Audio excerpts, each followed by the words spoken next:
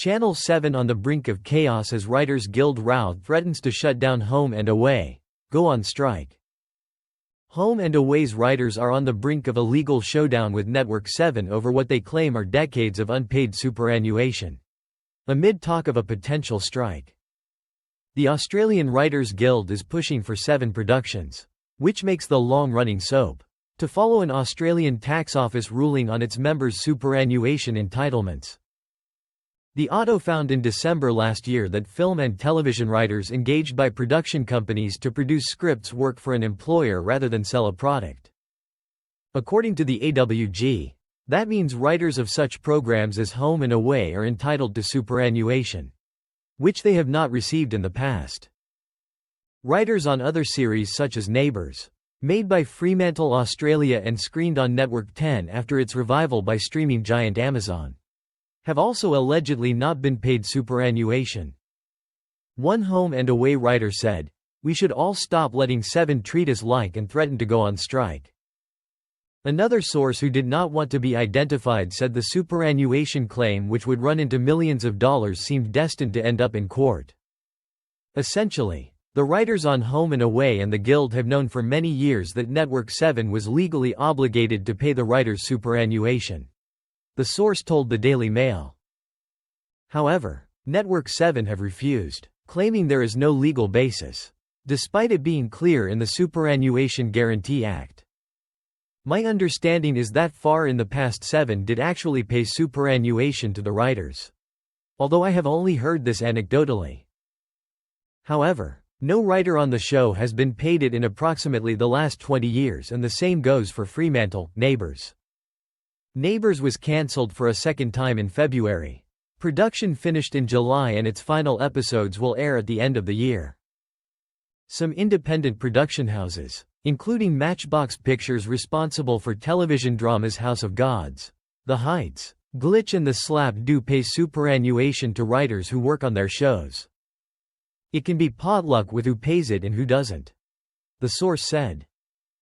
But none of those currently writing for Home and Away have ever received super, despite many attempts over the years.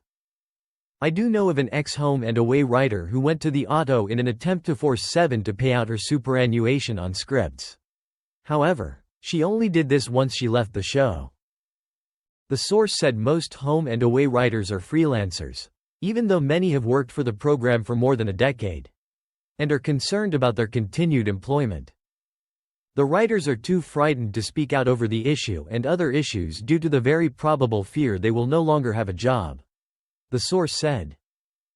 The Australian Writers Guild recently spelled out its position on superannuation.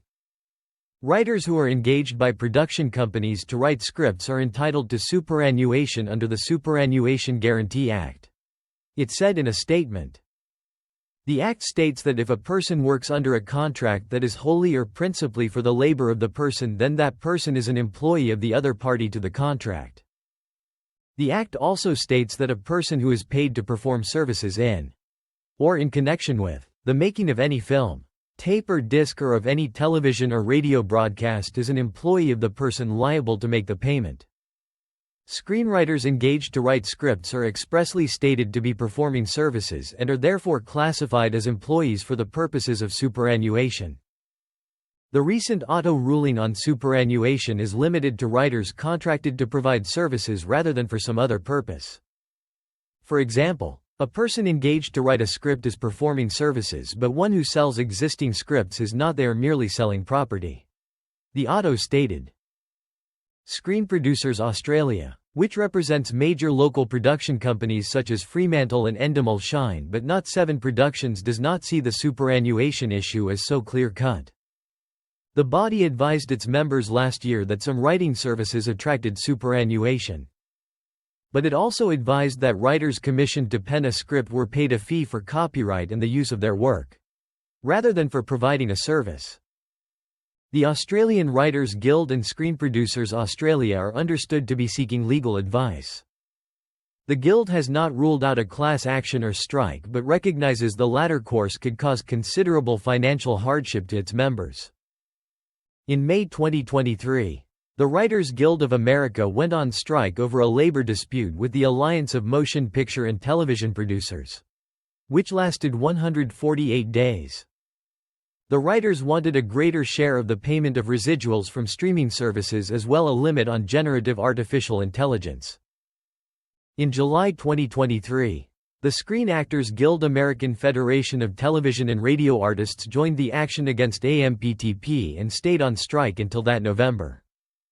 The combined strikes caused the biggest interruption to the American film and television industries since the COVID-19 pandemic. Both unions eventually ratified new agreements with production companies which secured major concessions for their members.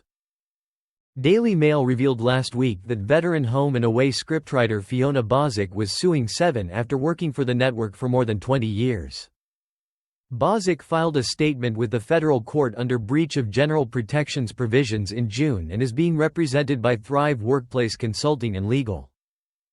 According to LinkedIn, Bozick is a script producer and scriptwriter for Seven on programs including Home and Away, and previously wrote for Neighbors.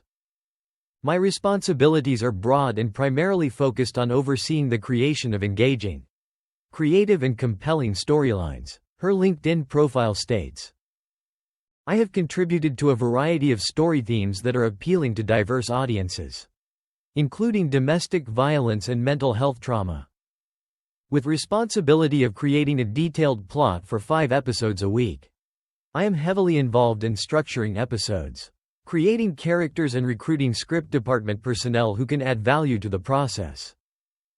Bozick declined to discuss her specific claims against Seven when approached by the Daily Mail last week.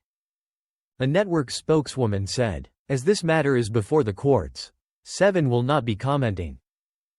Thanks for watching and stay tuned for more movie spoilers next week. Goodbye and see you again.